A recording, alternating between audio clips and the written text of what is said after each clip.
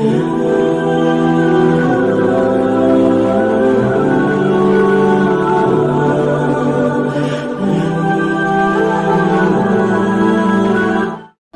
पाक फरमाती हैं, ओ मेरे नबी के गुलामों, मैंने ये रंग भी देखा है कि हुजूर ने इतना खड़े रहे, इतना क़याम किया, इतना क़याम किया कि मुकद्दस पैरों में वरम आ गए, सूज गए पैर। हम सैर करने गए तो थक गए, बात अलग है, लेकिन इबादत में ये भी तो मुस्लिम शरीफ है ना, ये भी तो दीन है ना, ये भी तो हुजूर की सुन्नत है, ये भी तो वो चीज है जो करीम की आंखों की ठंडक है। सैयदा फरमाती है पैरों में वरम आ गए, सारी रात ही हुजूर ने नमाज पढ़ी और एक ही आयत बार बार दोहराई। मस्जिद नबी में बिलाल हबशी ने फजर की अजान दे दी और हुजूर अभी मुसल्ले पे थे। करीम फारिग हुए, मैंने अर्ज की, या रसूल अल्लाह सल्लल्लाहु अलैहि वसल्लम, आपके तो सदके अल्लाह अगले पिछलों के गुनाह माफ करेगा, तो आप इतनी आहोजारी क्यों फरमाते हैं? आप तो शफी हैं, आप तो अंबिया के इमाम हैं। तो हुजूर ने फरमाया, आयशा तुमने गिनवाया है ना मेरे अल्लाह की मुझ पर कितनी रहमत है। अफला अकूना अब्दन शुकूरा, फरमाया अगर उसने इतनी नेमतें दी हैं तो क्या मैं उसका शुक्रगुजार बंदा ना बनूं? मैं शुक्रगुजार बंदा ना बनूं उसका? फिर अगर इतनी नेमतें उसने दी हैं, मुझे इतना नवाजा है, तो फिर मैं उसके सामने सजदे ना करूं? ओ मेरे भाई, बड़े काबिल फख्र लोग हैं हम कि हम नबी पाक के गुलाम हैं। हम काबिल फख्र हैं कि नबी करीम के गुलाम हैं। क्या कभी इस गुलामी के शुक्राने में भी दो नफल पढ़े? या अल्लाह तेरा शुक्र है तूने हमें हुजूर का गुलाम बनाया है। याद रखें कि अपनी रूहानी जिंदगी को आबाद करें, इस्तिगफार पढ़ें, तस्बीहात करें। कुछ छोटे छोटे अमाल हैं, उनको अपनी जिंदगी में हिस्सा बनाएं। तिरमिजी शरीफ में हदीस है, नबी पाक सल्लल्लाहु अलैहि वसल्लम ने फरमाया 3 मरतबा सुबह, 3 मरतबा शाम औज़ु बिल्लाहिस समीउल अलीम 3 दफा ये पढ़ो और 1 दफा सूरत हशर की आखिरी 3 आयात, हुवल्लाहुल्लज़ी ला इलाहा इल्लाहु आलिमुल गैबि वश्शहादति हुवर रहमानुर रहीम। औज़ु बिल्लाहि मिनश शैतानिर रजीम है ना, इसको पढ़ना है औज़ु बिल्लाहिस समीउल अलीम मिनश शैतानिर रजीम। फरमाया 3 दफा इसको पढ़ो और 1 दफा सूरह हशर की 3 आयतें, 1 दफा सुबह और 1 दफा शाम। सुबह क्या है, शाम क्या है? तो आला हज़रत बरेलवी फरमाते हैं सुबह से मुराद है आधी रात ढलने से लेकर सूरज निकलने तक। आधी रात ढलने से लेकर यानी तहज्जुद का टाइम से लेकर सूरज और शाम क्या है? दोपहर ढलने से लेकर मगरिब की आजान तक, ये शाम है। अब सुन लें, ये तिरमिजी की हदीस है सियासता की। नबी पाक ने फरमाया जिसने 3 मरतबा आऊज़ु बिल्लाह पढ़ी और 1 बार सूरह हशर की आखिरी 3 आयतें पढ़ी, 1 दफा सुबह पढ़े, 1 दफा शाम पढ़े, नबी करीम अलैहिस्सलाम फरमाते हैं अगर सुबह पढ़ेगा तो 70,000 फरिश्ते शाम तक, और अगर शाम को पढ़ेगा तो 70,000 फरिश्ते सुबह तक पढ़ने वाले बंदे की मगफिरत की दुआ मांगते रहेंगे। चले, मैं तो इस बात पे भी बड़ा राजी हूं कि पहली दफा अहले सुन्नत में ऐसा हो रहा है कि वजीफा मिलने पर लोग नारे लगा रहे हैं, वरना वजीफा बताएं तो कहने भी पढ़ांगे पर कोई तवीज भी लेके छोड़ो माड़ा गया। एक साहब आए, मुझे कहने लगे जी बरकत कोई नहीं, गुरबत बड़ी है। मैंने कहा सूरत वाक़िया पढ़ा कर। कहते पीर साहब थोड़ी तकलीफ करो को मैनू तवीज भी कर दो। मैंने उनसे कहा खुदा के बंदे, मैं तवीज दूंगा पता नहीं काम बनेगा नहीं बनेगा, सूरत वाक़िया पढ़, ये वो तवीज है जो मदीने वाले रसूल ने अता फरमाया है कि सूरत वाक़िया पढ़ो तुम्हें कभी फाका नहीं आएगा। तो वज़ाइफ पढ़ें, इबादत करें, तैयारी करें, कुछ नेक आमाल बचाएं ऐसे जिनका हमें पता हो, जो हमारे रब को पता हो। हजरत अब्दुल्ला इब्न उमर रज़ी अल्लाह ताला अन्हु, हजरत उमर के साहिबजादे, मक्का मुकरमा में उनकी कब्र है। मैंने जब उन्हें पढ़ा तो मुझे उनसे बड़ा प्यार हो गया, लेकिन आपको पता है वहां जाके किसी शख्स का मजार तलाश करना या पूछना एक मुश्किल काम होता है। तो एक दफा मैं मक्का शरीफ में हाजिर था, तो एक गाड़ी वाला ड्राइवर मुझे कहने लगा कि मौलाना मैं आपको जानता हूँ, मुझे आपसे मोहब्बत है, एक बात बताऊँ आपको। मैंने कहा बताओ। कहने लगे हज़रत अब्दुल्ला इब्न उमर की कब्र देखनी है। मैंने कहा ये तू नहीं कह रहा, ये किसी ने बंदोबस्त कराया है, ये अल्लाह ने तेरे दिल में बात डाली है, ये हो गया तू ले चल मुझे। हजरत अब्दुल्ला इब्न उमर को नबी पाक ने फरमाया था राजुलुन सालिह, ये नेक बंदा है, ये मुत्तकी आदमी, حضرت عبداللہ ابن عمر رضی اللہ تعالیٰ عنہ سیدنا فاروق اعظم رضی اللہ تعالیٰ عنہ کے صاحبزادے ہیں، اور ان کی ہمشیرہ سیدہ حفصہ رضی اللہ تعالیٰ عنہ حضور کی زوجہ محترمہ ہے۔ ایک دن اپنی ہمشیرہ سے کہنے لگے کہ نبی کریم صلی اللہ تعالیٰ علیہ وسلم گھر میں آئے نا، اور اگر حضور غم امت میں پریشان نہ ہوں، طبیعت کو حشاش بشاش دیکھو، تو ذرا پوچھنا تو صحیح حضور کا میرے بارے میں کیا خیال، پوچھنا تو صحیح کہ کریم کی بارگاہ میں میرا کیا مقام ہے، میرے بارے میں حضور کیا فرماتے ہیں۔ اب بہن کو کام بتائے، اور بتائے بھی بھائی، اور پھر بہن وہ کام نہ کرے، یہ تاریخ میں ہوتا نہیں۔ حضرت عمر فاروق رضی اللہ تعالیٰ عنہ کی صاحبزادی ام المومنین رضی اللہ تعالیٰ عنہ فرماتی ہیں کہ میں تو بس منتظر تھی، انہوں نے تو کہا تھا نا کہ اگر تم حشاش بشاش دیکھو تو بات کرنا، لیکن حضور تشریف لائے، میری باری تھی، میرے گھر تشریف لائے، کھانا پیش کیا تو فوراً میں نے عرض کی حضور ایک بات پوچھنی تھی۔ حضور نے فرمایا پوچھئے۔ میں نے عرض کی حضور میرے بھائی عبداللہ ابن عمر کے بارے میں آپ کا کیا خیال ہے؟ نوجوانوں میری بات پہ غور کرنا، میرے بھائی کے بارے میں آپ کا کیا خیال ہے؟ تو نبی کریم صلی اللہ تعالی علیہ وآلہ وسلم نے میری طرف دیکھا، اور پھر حضور زیر لب تھوڑا مسکرائے، اور بریلی کے امام کہتے ہیں کہ حضور مسکرا دیتے تھے نا تو جو بڑا دکھی ہوتا تھا وہ بھی ہنس پڑتا تھا۔ اب سوال پیدا ہوتا تھا کہ پھر تو اس مسکراہٹ کے لیے انتظار کرنا پڑتا ہوگا کئی مہینے کہ حضور مسکرائیں تو رونے والے ہنسیں، تو اعلیٰ حضرت فرماتے نہیں، انتظار نہیں کرنا پڑتا، یہ مسکراتے رہنا تو حضور کی عادت ہے۔ جس کی تسکین سے روتے ہوئے ہنس پڑے، اس تبسم کی عادت پہ لاکھوں سلام۔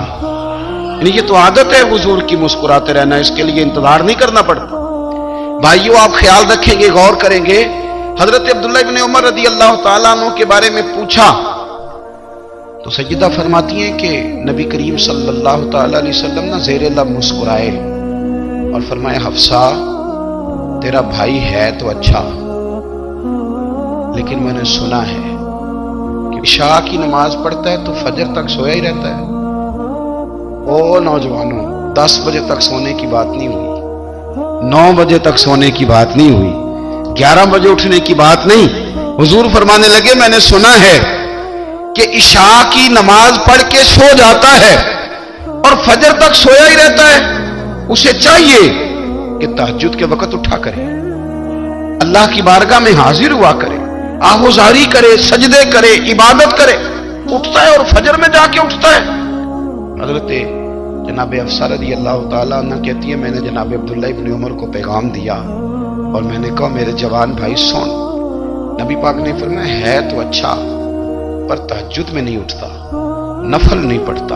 او میری ملت کے جوانوں، مزہ نہیں آ جاتا جب ساری دنیا سوئی ہو، ساری دنیا، اور بستر بھی گرم ہو اور نیند بھی پورا غلبہ کر رہی ہو، اور اچانک گھنٹی بجے دماغ میں، آنکھ کھلے، گھڑی پہ نظر پڑے، 3:30 4 بجے کا پیغام گھڑی بتائے، اور کوئی چڑھتی جوانی والا اٹھ کے وضو کرے، اور جب وہ مصلی کھول کے بچھائے تو مدینے والے محبوب کہتے ہیں کہ ہر نماز پہ رب ثواب دیتا ہے، اور جو اٹھ کے تہجد کی نماز پڑھے اسے دیکھ کے تو رب مسکراتا ہے، جو اس کی شان کے لائق ہے، جو اس کی شان کے لائق، وہ مسکراتا ہے، خوش ہوتا ہے کہ میرا بندہ تہجد میں اٹھ گیا، وہ مسکراتا ہے۔ کاش ہماری صبحیں کبھی اپنے مالک کے نام ہو جائیں، کاش کے صبح۔ حضرت ابو الحسن رحمۃ اللہ تعالی علیہ حضرت معاذ ابن جبل رضی اللہ تعالیٰ عنہ کے پاس بیٹھا کرتے تھے، فرماتے ہیں ان سے جو پیار بڑھا تو پھر میرا مصلی سے بھی بڑھ گیا۔ تابعی ہیں، فرماتے ہیں صحابی رسول سے محبت ہوئی تو ذکر سے بھی ہو گئی، پھر درود شریف سے بھی ہو گئی، محبت ان سے بڑھی تو پھر اللہ نے مسجد کا پیار بھی بڑھا دیا۔ آپ فرماتے ہیں کہ میری ہر وقت طبیعت چاہتی تھی کہ بس اللہ اللہ کروں، بس اللہ اللہ کروں، بس نہ میں ذرا تھوڑی جان چھڑاؤں لوگوں سے، کو 10 منٹ ملے تو میں کچھ 4 نفل پڑھ لوں، میں تھوڑا سا نہ بچوں لوگوں سے، اور مجھے تسبیح ملے تو میں نہ کچھ 400-500 دفعہ استغفار پڑھوں، سبحان اللہ، الحمدللہ، اللہ اکبر، لا حول ولا قوت الا باللہ، میں نہ تسبیحات پڑھوں۔ فرماتے ہیں کہ بچے تھے گھر میں 6-7، غربت تھی، کام ملتا کوئی نہیں تھا، میں کام چور نہیں تھا، کام ڈھونڈتا تھا، پر اللہ کی قدرت کے کام نہیں ملتا تھا۔ فرماتے ہیں کہ میں نے ایک دن اپنی اہلیہ سے کہا کہ آج میں پھر جاتا ہوں کام ڈھونڈنے، تو میری بیوی بڑی فرما بردار تھی، پر اس دن نہ غربت کے ہاتھوں تنگ آ کے کہنے لگی آج نانا کوئی تو چیز لے کے آیا، تو مجھ سے بچوں کی بھوک نہیں دیکھی جاتی، سب روگاں دا روگ محمد جس دا نام غریبی، کنڈ بلا کے لنگ جاندے نہیں دوست یار قریبی، آج نہ کچھ لے کے آیا تو میں بچے لے کے میکے چلی جاؤں گی۔ شیخ فرماتے ہیں کہ میں بڑا پریشان گھر سے نکلا، پر میں نے صبح سے لے کے زور تک کام ڈھونڈا، کام ملا کوئی نہیں۔ تو میرے دل میں خیال آیا چلو کام نہیں ملتا تو اللہ اللہ تو کرے گا، چلو بندوں کی مزدوری نہیں ملتی تو رب کریم کی عبادت ہی کرتے ہیں۔ فرماتے ہیں کہ میں نے نا فرات کے پانی سے وضو کیا، نہر کے، شدید دھوپ تھی، ساتھ ریت تھی اور ریت تپ رہی تھی، میں نے اپنا رومال وہیں مصلی کے طور پر بچھا لیا اور فرماتے ہیں کہ زور سے لے کر عصر تک نماز پڑھی، دھوپ بھی پورے زور پہ پر میرے سجدے کا ذوق بھی پورے زور پہ۔ فرماتے ہیں سورج بھی چمک رہا ہے اور رب کی عبادت کا ذوق بھی پورے زور پہ، میں سجدہ کروں تو پھر میرا اٹھانے کو جی نہ چاہے۔ میرے استاد لکھا کرتے تھے، یہ ان کا شعر ہے، وہ کہا کرتے تھے مجھے سوز دے، مجھے ساز دے اور مجھے نیم شب کا نیاز دے، دم سجدہ خود کو میں توڑ دوں، مجھے ایسا ذوق نماز دے، اور میں تیری بہار کا پھول ہوں، میں کھلا بھی ہوں تو تیرے لیے، مجھے میری شاخ سے توڑ لے، مجھے اپنی زلف کا ناز دے۔ بھائی فرماتے ہیں کہ عصر تک میں نے نفل پڑھے، دل ڈھلنے لگا، عصر کی نماز پڑھی اور میں وہاں سے چلا۔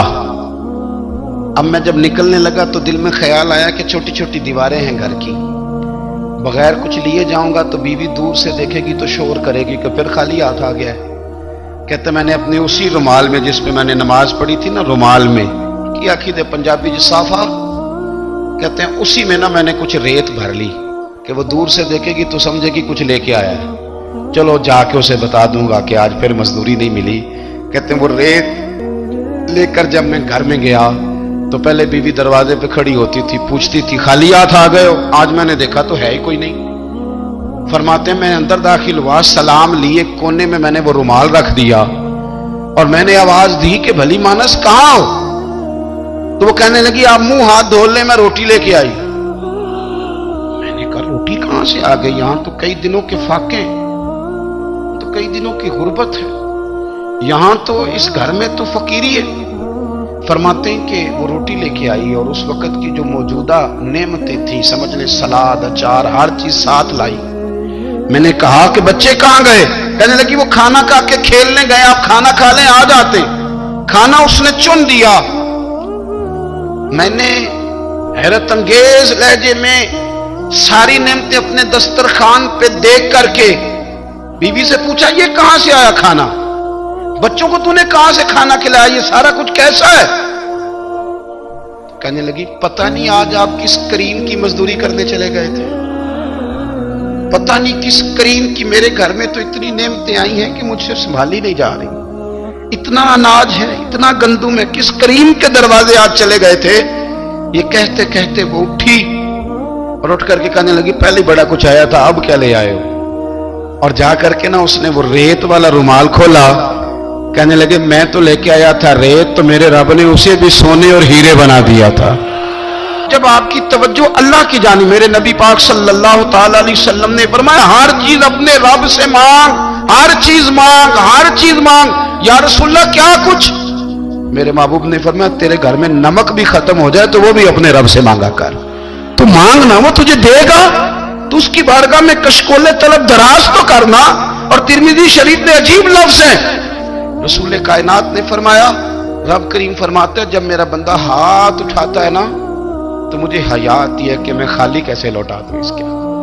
اتنے بڑے بادشاہ کی بارگاہ میں، او بھائی لوگوں سے عزتیں تلاش کرتے ہو تو وہ کیا تمہیں عزت دیں گے؟ وہ تو کل اچھا کہتے ہیں پرسوں برا کہنے لگ جاتے ہیں۔ لوگوں کے سامنے گڈ بک میں آنا چاہو گے تو وہ تو سویرے تمہارے بارے میں کچھ کہیں گے، شام کچھ اور کہیں گے۔ اپنی روحانی زندگی آباد کریں، اپنے مسلح کو وقت دے اور دنیا سے چھپ کر اس موبائل کو بند کر کے اور اپنے آپ سے بھی چھپ کے اور تنہا ہو کے چھپا کے سارا کچھ اپنے آنسو اپنے رب کی بارگاہ میں پیش کریں، اس کے حضور حاضری دیں۔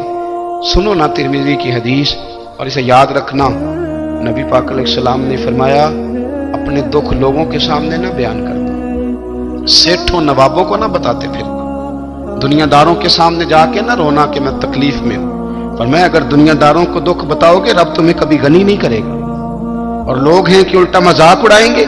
آپ کی جس سے بڑی پکی یاری ہے نا، پکی، وہ تب تک پکی ہے جب تک آپ نے 50,000 مانگا نہیں، اور جس وقت آپ نے کہہ دیا کہ میں مجبور ہوں میری مدد کر، تو پھر ختم ہو گئی دوستی۔ لوگوں کی تعلقات آپ کے ساتھ تب تک ہیں جب تک آپ ان سے کوئی ضرورت وابستہ نہیں کرتے۔ کریم آبو فرمانے لگے بندوں کے سامنے دکھ نہ بیان کرنا، اللہ تجھے کبھی غنی نہیں کرے گا۔ تو اپنے دکھ اپنے رب کو بتا، تو دعائیں مانگ، تو اس کی بارگاہ میں حاضر ہو، تو اس کے حضور عرض کر۔ فرمایا اپنے دکھ اپنے رب کو بتا، وہ جلدی کرے یا دیر سے کرے تجھے ساری دنیا سے بے نیاز کر دے گا، تجھے کسی کا محتاج نہیں رہنے دے گا۔ اپنے مسلح کو، اپنی دعاؤں، ایک بزرگ فرماتے ہیں میں نے دعا مانگنے کا طریقہ اپنی بیوی سے سیکھا۔ دعا مانگنے کا طریقہ اپنی، سیکھنے والے تو اپنے بچوں سے بھی سیکھ لیتے ہیں، سیکھنے والے تو ہر ایک سے سیکھتے ہیں۔ وہ کہتے ہیں میں نے دعا مانگنے کا سلیقہ اپنی بیوی سے سیکھا ہے۔ حضرت وہ کس طرح؟ فرمانے لگے میری بیوی نے نا مجھے کوئی کام بتایا، کچھ پیسوں کی ضرورت کے لیے کہا، تو میں نے اسے کہا کہ بھئی ابھی میرے پاس نہیں ہے، کچھ دنوں میں آتے ہیں تو میں دے دوں گا۔ عورتوں کی عادت ہوتی ہے وہ بار بار یاد کراتی ہیں، 2-4 دنوں کے بعد پھر اس نے کہا حضرت وہ میں نے کہا تھا کچھ پیسے، میں نے اسے کہا کہ ابھی میرے پاس نہیں ہے، کچھ دنوں میں ملتے ہیں تو میں تمہیں دے دوں گا۔ اس نے کچھ دنوں کے بعد پھر کہا حضور وہ میں نے کچھ پیسے کہے تھے۔ فرماتے میں نے ڈانٹ دیا، میں نے کہا کہ کیا تو روز مجھے شرمندہ کرتی ہے، کہا نا میرے پاس نہیں ہے، ہوں گے تو دے دوں گا، تو روز یاد کراتی ہے۔ فرماتے اس نے پہلے تو میری ڈانٹ کو سہا، پھر میرے سخت جملوں نے اس کی آنکھوں میں آنسو پیدا کر دیے، پھر اس نے اپنے آنچل میں اپنے اس دکھ کو سمیٹا، اور پھر اس نے ایک جملہ کہا تو میں رو پڑا، اور مجھے اپنے رب سے مانگنے کا طریقہ آ گیا۔ مجھے کہنے لگی حضرت جی آپ نے ڈانٹ دیا، میں نے سہ لیا، پر آپ ہی میرے شوہر ہیں، بتائیں نا آپ سے نہ کہوں تو میں کس سے جا کے کہوں۔ فرماتے ہیں میں رو پڑا، اور میں کھل کے رویا، اور میں تڑپ کے رویا، اور پھر میری سسکیاں بند گئیں۔ تو مجھے کہنے لگی آپ کو کیا ہوا؟ میں نے کہا مجھے بھی دعا مانگنی آ گئی ہے، جب میں اسے کہوں گا نا اللہ تو ہی میرا رب ہے، میں تجھ سے نہ کہوں تو میں کس سے جا کے کہوں؟ میں کیوں کسی بندے سے سوال کروں؟ میں کیوں کسی دنیا دار سے کہوں؟ میں تیرے بندوں کا، نیک بندوں کا وسیلہ لے کے، تیرے محبوب کی غلامی لے کے تیری بارگاہ میں آیا، تجھ سے نہ مانگوں تو کس سے مانگوں؟ سمجھ آ گئی ہے جب میں اس رنگ میں مانگوں گا تو پھر رب میرے اوپر بڑا ہی فضل فرمائے گا، وہ میرے اوپر بڑی رحمت کرے گا، وہ میرے لیے آسانیاں کرے۔ عزیز دوستو ہم اس طرح کرنے لگ گئے ہیں کہ ہم نے نا اپنے تعلقات پر اعتماد کرنا شروع کر دیا ہے۔ میرے تعلقات بہت ہیں، ہم نے اپنی دولت پر اعتماد کرنا شروع کر دیا ہے، میرے پاس دولت بہت ہے۔ ہم نے اپنے علم پر، اپنی شہرت پر اعتماد کرنا شروع کر دیا ہے کہ میرے پاس فلاں چیز بہت ہے۔ یاد رکھنا جب بے نیاز اپنی صفت بے نیازی دکھاتا ہے تو بڑی بڑی دولتوں والے مجبور نظر آتے ہیں۔ بھائیو جب انسان کا رشتہ اپنے مالک کے ساتھ ہوتا ہے پھر تو غم بھی کچھ نہیں کہتے، پریشانیاں بھی کچھ نہیں کہتی، پھر تو زندگی صبر والی، پھر تو زندگی توکل والی، پھر تو زندگی بھروسے والی، پھر انسان اپنے آپ کو رسوا نہیں کرتا، دنیا داروں سے امیدیں اس کی ختم ہو جاتی، امیدیں اللہ رسول سے لگا لیتا ہے، مضبوط ہو جاتا ہے، مضبوط، طاقتور ہو جاتا ہے، خوددار ہو جاتا ہے، باوقار باعزت ہو جاتا ہے۔ حضرت بہلول دانا رحمت اللہ علیہ بیٹھے تھے تو ہارون رشید حج کر کے آ رہا تھا، تو رستے میں حضرت شیخ سے ملاقات ہو گئی، تو السلام علیکم کے بعد کہنے لگا حضور کوئی حکم ہو تو بتائیے گا۔ تو حضرت بہلول دانا فرمانے لگے تیرا رب کون ہے؟ اس نے کہا اللہ۔ تو فرمایا میرا کون ہے؟ کہا اللہ۔ فرمانے لگے تو بڑا ہی بیوقوف ہے، کیا تو یہ سمجھتا ہے کہ رب ہارون رشید کو تو دے گا اور بہلول دانا کو بھول جائے گا؟